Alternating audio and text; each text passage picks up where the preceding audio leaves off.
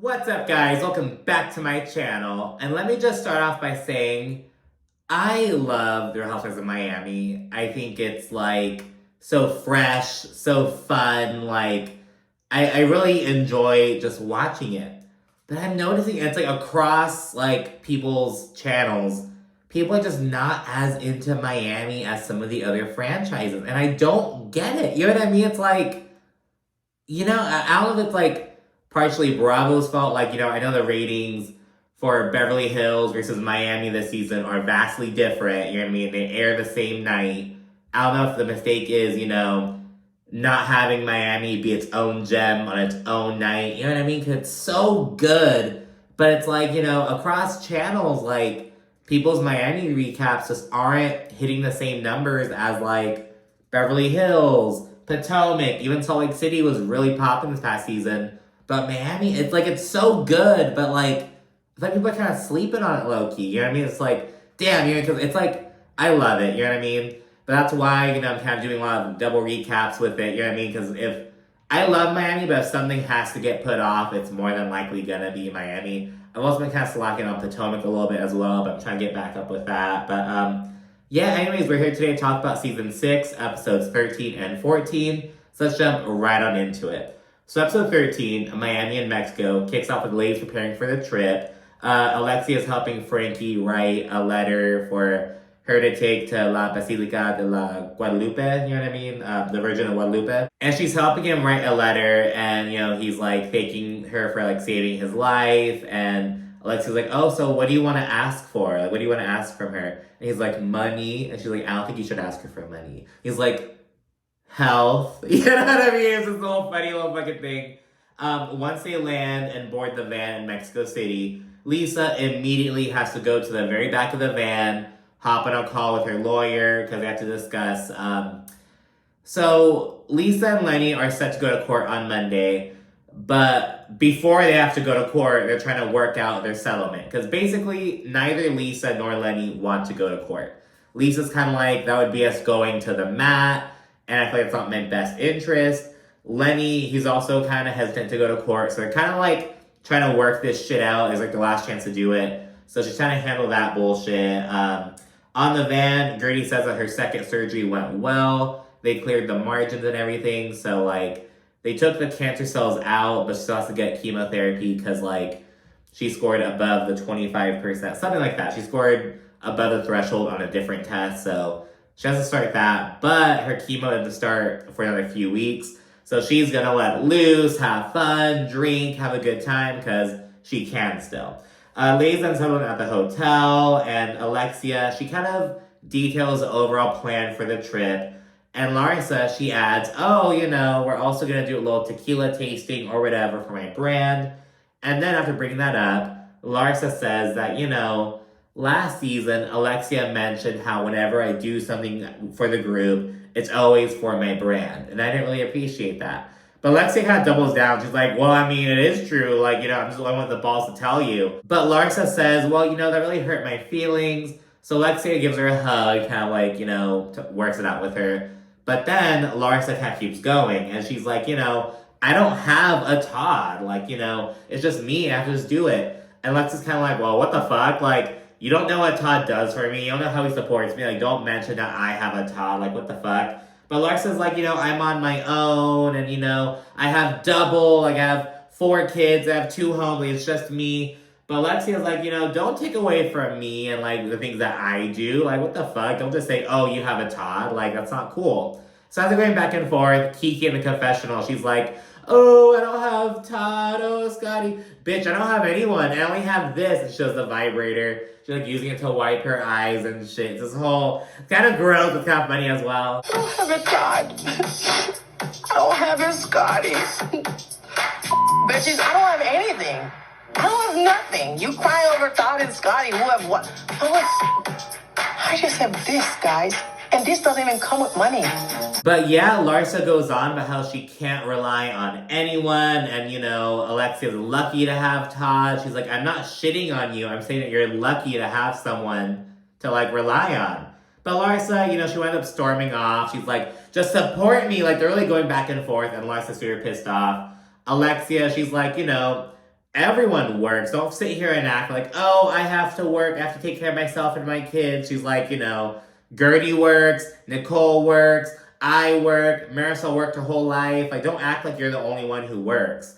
So yeah, they're really like standing 10 toes down on their shit. Larsa looks to both Lisa and Kiki for support, but Kiki's kind of apprehensive and she kind of thinks it's hypocritical because, Larsa left her hanging with her swim show, or not her swim show, her like after party during swim week and everything. It was also the first event Kiki was hosting, like, for the group. And that's the big thing. You know what I mean? It's like, it wasn't only just something she was hosting. It was like her first, like, event. I don't know, it's really shitty of the entire group to have left her hanging like that. The only one with a pass is Nicole, because she didn't even attend Kiki's walk because she had previous plans or whatever. So she gets a kind of pass. She wasn't going to the party anyways.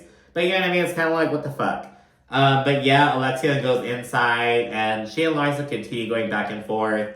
And in the confessional, Lays kind of bet on who would win in a fight, just kind of chit-chatting, because, Larsa and Alexia haven't really gone at it like that. So, you know what I mean? So it's kind of like, it was really interesting. It was like, okay, a little battle of the Titan bitches type shit in Miami. Alexia says, I'm tired of everyone mentioning Todd, and she tells them to, like, leave him out of it. Yeah, but Larsa's whole thing is, I'm mentioning Todd as a compliment. I'm not shitting on Todd. Basically, I'm not doing what Adriana was doing, essentially. But yeah, the women then disperse and head to their rooms, kind of like, cool down, get ready, whatever.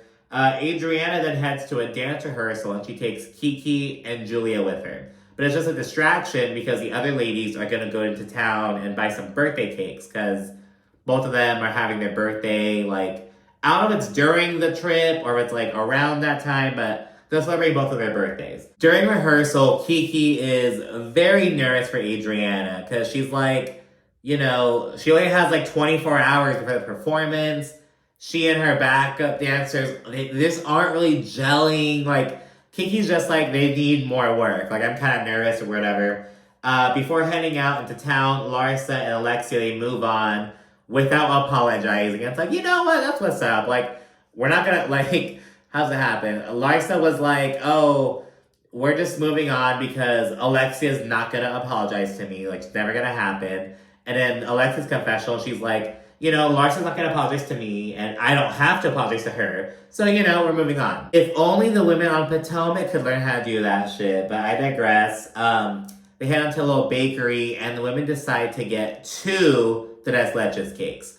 And let me just be real, I fucking hate Tres Leches, because it's a sponge cake made of 3 different types of milks. It's just like soggy ass fucking cake. I'm like, I don't want soggy. I want my cake to be moist, but not like soggy. I don't know. Maybe it works better if you have like a really, really dry like cake, but it's like, I don't know, it just never worked. Like, whenever I had it, I just didn't like it. Maybe I just didn't have the right one, if you will. I've always been a bigger fan of flan, or like, so choco flan is like the most common, I guess, like flan on top with a chocolate cake on the bottom. Chocolate, so it's chocolate and kind of like a hit or miss with it. It's like, sometimes just too much. Sometimes it's just like, more of like a vanilla with like the chocolate frosting kind of vibe, you know what I mean? But anyways, there's also Vani flan, which is pretty rare. It's like just flan with like the vanilla cake on the bottom. But then there's fresa flan, which is the flan with strawberry cake. That's super rare, but it's so fucking good. It's like, I would much rather have a flan than a tres leches cake. Or if they should have gotten 1 tres leches and 1 like vanilla or some other, maybe like a dulce de leche, like a different kind of thing. But I don't know. I was like, 2 tres leches cakes, bitch. I'd be so mad. Oh my god. Again, maybe I just haven't had the right kind. I don't know. And sometimes like, you'll try something and you won't like it, and then you'll try it again like 6 years later, and you'll kind of fuck with it a little bit. That happens to me sometimes. Maybe I have to try it again. I don't know. I'm just on a whole tangent now. After buying the cakes, the group heads to a little park. And Lisa, who, by the way, just like, oh girl, Lisa, you dropped the ball. You were dropping the ball in Mexico so far. Holy shit. Be like, get to this park. The first thing out of Lisa's mouth is, oh, it's like Japan. And then Alexia kind of discusses the plan for like the next day, and she mentioned they're gonna go to Xochimilco. It's so crazy because my good friend who I actually live with, he's actually going to Mexico City like tonight. Like he invited me to go, but I just had some work shit and I had some other trips, so I was like, I can't, you know what I mean? But yeah, he's going to Mexico City. He's gone before. I really want to go. It just didn't work out this time. But yeah, so like they're going to Xochimilco with like a gondola kind of thing. Again, the first thing on Lisa's mind out of her mouth is, oh, like Venice? And Alexia's kind of like, well, no, not like Venice, because that's Venice. It's its own separate thing. It's like, Lisa, shut up. Like, this is like Japan. This is like Venice. Girl, just embrace Mexico. Like, girl, fuck you. You know what I mean? It's not all cartels and fentanyl, bitch. Like, there's some nice shit. You know what I mean? It's like, girl, fuck off. You know what I mean? It's like, oh my god. But anyways, Lisa then talks about Lenny for a little bit. She said he's a huge flip-flopper. She's like, you know, he says on the phone that, like, he wants to build a house for me and the kids. But he's like, oh, I never said that. Like, it's like this whole, like, thing. Just, he's basically sending her through the ringer. She says that they're fighting over peanuts at this point, basically. But he doesn't want to go to court. But she also doesn't want to go. And so they're kind of just trying to work it out. She's kind of going to let herself get fucked over in favor of not going to court, essentially, it looks like. But anyways, back at the hotel, everyone that gets ready for dinner. And Kiki goes to Gertie's room. And she tells her that, according to Julia, Larsa apparently recently, I don't know if it was I think it was an interview she was doing on someone else's podcast. I don't think it was on her podcast. But she was on a podcast, and she basically mentioned, you know, Gertie having fake tears. And this was, like, fairly recent. This wasn't even, like, back when they were really going at it, you know what I mean? So Gertie's like, what the fuck? I thought I was good with Larsa. What the hell's going on? So she's, like, kind of flabbergasted about that. Marisol, she sets up for a little mixer kind of event where she's going to show off her little cockies line before dinner. So yeah, she's doing that. Outside, Kiki chats with Larsa a little bit about how she feels and how she, like, wants Larsa to kind of show up for her more as a friend. But, you know, we'll kind of see what goes on with that. Larsa kind of says that she'll do better, but, you know, who knows. After a little mixer, ladies head to an art gallery for dinner. And in the van, the ladies discuss their kinks and whatnot. And Lisa shares that she has a kink for, like, some light jealousy. Like, you know, seeing another girl flirting with her man. But she's like, you know, if you're gonna fuck him, that's different. Like, some flirting kind of making me kind of get a little jealous. It's like, bitch, that's why your man cheated on you. He's like, oh, we're just flirting. Oh, that's kind of hot. Oh, but don't stick your dick in her. Well, girl, why do you think he's flirting with her? You know what I mean? But, you know, whatever. I want you to make me a little bit jealous. No, not like that. It's like, girl, oh my god. Larsa then says that she's definitely the jealous type. And Julia, a little fucking shitster, she said, like, oh, well, how'd you feel when, you know, Marcus was, like, caught, you know, like, slapping that girl's ass in Orlando? And Larsa's like, you know, we weren't even official at that time. He was talking to a bunch of different girls. I was talking to a bunch of different guys. It wasn't a big deal. But Julia's like, because the article in question, like, about him, like, grabbing that bitch's ass, it came out, like, on November 17th or some shit. And she's like, and you claim to have visited Marcus's family. You guys both went to each other's families on Thanksgiving. So that's both in November, so what the fuck? So, but maybe they're kind of like, oh, it'll be official once we can, like, maybe they're like, oh, we're exclusive at that point. It does not look good for Larsa, you know what I mean? It was kind of like, oh, maybe. They were kind of like, you know, we're not exclusive until then. I don't fucking know, though. They then roll up to the dinner, which features all these semi-nude men in these, like, Ariana Grande bunny masks and shit. At the table, the artist explains his artwork before the food comes out and everything. During dinner, they play a game of Truth or Dare. And during the game, Gertie asks Larsa, you know, oh, Truth or Dare, and Larsa chooses Truth. And Gertie's like, oh, perfect. So, you know, is it true that you made a comment about fake tears recently? And Larsa says, you know, yeah, it was over you calling me fake. And Gertie's like, you know, physically speaking, you are the fakest here. Like, let's be real. And Larsa's like, physically speaking, what do you mean? Look at you. You look fake too. Just kind of going back and forth and whatnot. And Gertie is basically upset because these comments came recently, after they kind of buried the hatchet and moved on, essentially. But Larsa stands 10 toes down. And the other women kind of agree that Larsa should not be fighting with Gertie at this point. They're like, look, Like, she's getting chemotherapy in a few fucking weeks. Like, don't, like, what are you doing? Like, this is over some trivial bullshit, essentially. But Larsa refuses to apologize, prompting Gertie to call her petty little thing. Gertie and Larsa, they keep arguing during an interpretive dance performance. And that's where episode 13 ends. Let's go to episode 14. So episode 14, row me off this boat, kicks off with day 2 in Mexico City. Nicole's there after catching a red-eye the night prior. And ladies get dressed to visit La Basilica de Guadalupe. And in the confessional, Julia explains that she kind of separated herself from religion after the death of her son. So it's a big deal for her as well. She's not super comfortable with the idea of going, but she wants to support Gertie and everyone. So she's kind of reckoning with that. On the way there, Lisa speaks a bit about basically all the stress that she's under right now. You know, we mentioned that this is kind of the last stretch before they fucking go to war in court, essentially, trying to work out the settlement. And rather than directing all that anger and frustration and vitriol from the situation towards Lenny, where it's deserved, she's gonna fucking harbor it and direct it towards her friends. More specifically, Kiki. You know what I mean? It's like, girl, what the fuck? You play the victim. It's like so pathetic. I'm really glad that Larsa called her ass out. But yeah, I'll get to that later on. But first, we see them arrive to the church, and it looks so grand, so beautiful, and Gertie has a really strong, powerful moment with Alexia and Larsa. They're just there holding each other, and she's kind of getting emotional, and it's kind of just standing, like, you know, just really just by her side, holding her, like, you know, they've got her, and Alexia tells her, you know, just put your faith into her. She's here. She's gonna deliver you. She did it for Frankie. Like, it's this whole moment. All the ladies are there as well, and just this really, you know, unifying moment between them all. I think Adriana wasn't there because she was like resting ahead of the performance the next day. But yeah, Marisol, she observes that, you know, when there's a group of people with the same collective energy, powerful things can happen. So it's a really strong, powerful, really emotional moment.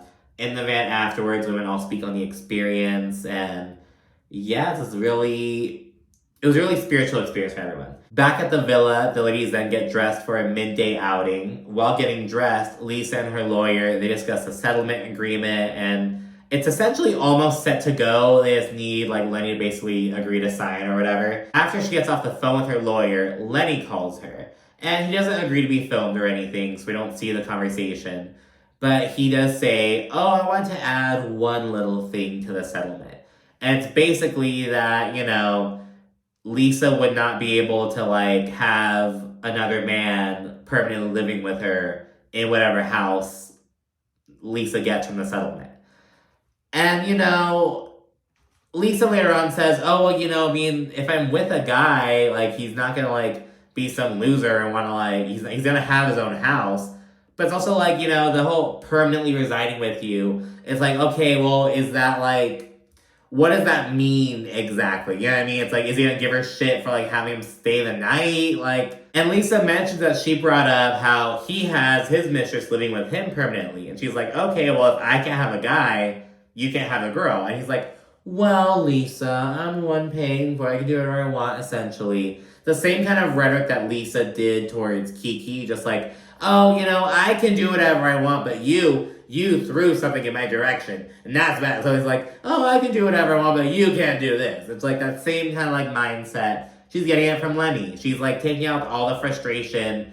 She can't take it out on Lenny. She's taking it out on, like, at Kiki. It's like so fucking weak. But anyways, Lenny's whole proposal is just another way to control Lisa. Later on, she says that she signed the document, though it's not like final, it's not like finalized or anything yet, but she did sign it, and she's not happy about it. Lisa then says, well, neither of us wanted to go to court because it's so scary. It's like, so you're gonna let yourself get fucked over like this? It's like, oh my gosh. But anyways, the ladies on roll to Xochimilco for a gondola ride, but Lisa's still emotional and fucking out of it. She opens up about how, you know, she was crying to Jody about something similar with Lenny, and he, like, didn't comfort her. And later on when they're talking about it, he was like, well, I feel like you're crying over Lenny. And Pretty makes a good point. She's like, it's not about Lenny. It's about the symbolism of being, you know, like a family unit. And, whenever, like, someone's crying over, like, a dude or whatever, I'm like, do you miss him? Or do you miss, like, what he represented? That's, like, my favorite. It's, like, my go-to fucking question. You know what I mean? Because, like, oftentimes, no, it's not the dude. He fucking sucks. But it's what he represented. You know what I mean? It's, like, what he symbolized, who he was in your life, whatever. But, yeah, this whole thing, Lisa, she gets up to help the gondolier fucking, like, move the boat along or whatever. Adriana gets a call from Amelia Esteban, kind of chit-chats about the upcoming performance. Then, Larsa makes a comment about how, I'm glad that Lisa's here with us and not at home driving Jody crazy. And Lisa's like, sometimes I'll kind of snap at Jody when he's just trying to help me out. He's just trying to support me and I'll get angry with him. And, Larsa's like, Lisa, if you lost Jody, you would regret it. Kind of tells her that. It's like, okay, Larsa. You know what I mean? It's like, okay, Larsa. So, like, earlier this season when all the ladies were like, Lisa, you can't keep writing to Jody and telling him all your Lenny problems. I was kind of like, well, Jody knew what he was signing up for with Lisa in this. If you don't want to deal with her and her divorce issues, fucking wait till after she's divorced. You know what I mean? But with the story Lisa just shared, it does sound like it's starting to cause some issues between her and Jody. Lisa's also showing that she's not really a great friend, so I'm also not going to be as like, oh, why aren't you supporting her? It's like, no, tell her what's up. Tell her what's up, Larsa. And she tells Lisa that she would be screwed if Jody left her, and that no one else would put up with her shit, basically. And Lisa's like, that's fucking rude. This whole thing, she pushes back, and Larsa's like, well, Lisa, you're needy. You're like a little baby. And Lisa's like, and you're a little bully. You're mean. They all go back and forth about that. Alexia then tries to redirect by daring Lisa to jump into the water. And she's like, I would get herpes so quick. So I'm like, what? And they were kind of like puzzled. They're like, well, girl, you can't get herpes from jumping in the water. I wouldn't jump in that water. I'm just gonna fucking say it. But it's like, you're kind of just further. She's like, I just wouldn't jump in because it's fucking dirty. But it's like, you're not gonna get like herpes. I don't know, you know what I mean? Just her further talking shit about where they're at. On the gondola ride though, Adriana then points out a home, this little shack. And she's like, hey guys, we could be living in something like that. We could be living there, huh? And it was like so fucking weird. It was literally something like a child would say. It was literally, like, I remember being like 8 years old and like going through like the city and seeing like a little tiny house and asking my dad, like, oh, like, does someone live there? Like, it's so small. He's like, oh, well, it's some people can afford. I'm sort of like grateful. I was like 8 years old. It's literally something a child would say. You know what I mean? Like, that's fucking rude. And you know what I mean? Just like, oh, we could be living in that, huh? It wasn't even like, hey guys, let's be grateful for all that we have. You know what I mean? It wasn't even like, it was like just so, what the fuck? You know what I mean? But I think it was Marisol. She's like, hey, you know what? I'm sure those people are very grateful for everything they have. And Kiki, she kind of says, these women are very privileged. When I was in Haiti, I grew up in a home like that. My grandmother lived in a home like that. Like, these are people just living their everyday lives, trying to, get through the day. And, like, just pointing at them, oh, we could be living in that. So disrespectful. I was actually really, like, Adriana, what the fuck? Like, you know what I mean? It was so, like, distasteful. It was just so, like, whatever. It was, like, so whack. But yeah, the ladies then see some dogs by the river. It was so funny. They're like the stereotypical crusty white dog, the fidulais. They saw a bunch of them. There's a whole, like, lore behind them. Basically, like, the crusty white dog, they call them, like, fidulais. Like, that's just the name. Like, it's like Fido, like, in Spanish or whatever. But yeah, just funny to see a bunch of them there by the river. And Lisa, she insists on trying to feed them by throwing food to them. Most of the food ends up in the fucking water, because Lisa can't throw for shit. And she's trying to throw food at them. And, Lisa's kind of like, Lisa, what the fuck? And Alexia explains why it's, like, rude. She's like, Lisa, imagine you're at home on Star Island. Someone drives by on their boat. And, like, oh, some dogs. It's just throw some fucking sandwiches at them. It's rude. It's disrespectful. It's like, what the fuck? And the gondolier explains, yeah, like, the owners feed the dogs. It's fine. It's, like, stop it. And, Lisa's like, oh, well, you know, it's just chicken. And I'm sure it's better than whatever they eat. And I'm like, well, first of all, bitch, you better hope you took that chicken you threw didn't have any fucking bones in it, bitch. But no, it's like a stupid comment. Kiki's then like, what the fuck? Like, why are you assuming that, oh, these dogs don't eat good? First of all, and Lisa's like, oh, it's because, you know, it's kibble. Girl, first of all, those dogs probably don't even fucking eat kibble. Because you have, like, kibble's a separate thing you have to buy, like, and it's not the only purpose for it. They probably eat, like, regular fucking food, you know what I mean? That's, like, a dead-ass thing. But it's, like, stupid. It's, like, most dogs in America eat fucking kibble, even in these, like, grand-ass houses. Lisa, I'm sure your fucking dog eats kibble. And she also points, oh, you know, Lisa doesn't even feed her dogs. Her fucking maid feeds them. Like, girl, what do you know? And Kiki ultimately calls Lisa out. And in response, Lisa gets all loud and defensive and actually stands up and shit. And Kiki's like, don't stand up and don't get loud with me. Do not do that. And Kiki's sitting down. And Lisa, like, stands up, all fucking attitude and shit, arms akimbo, like, what are you gonna fucking do about it? I'm standing, what are you gonna do about it? This whole fucking thing, all fucking obnoxious. Larsa, she's like, where I'm from, you do not stand up and get people's faces like that. Like, no way. Kiki then tells Lisa to sit down before tossing a juice box at her. And she didn't throw it at her, she didn't hit her with the juice box, but she did kind of like sit down, like just tossed it in her general direction.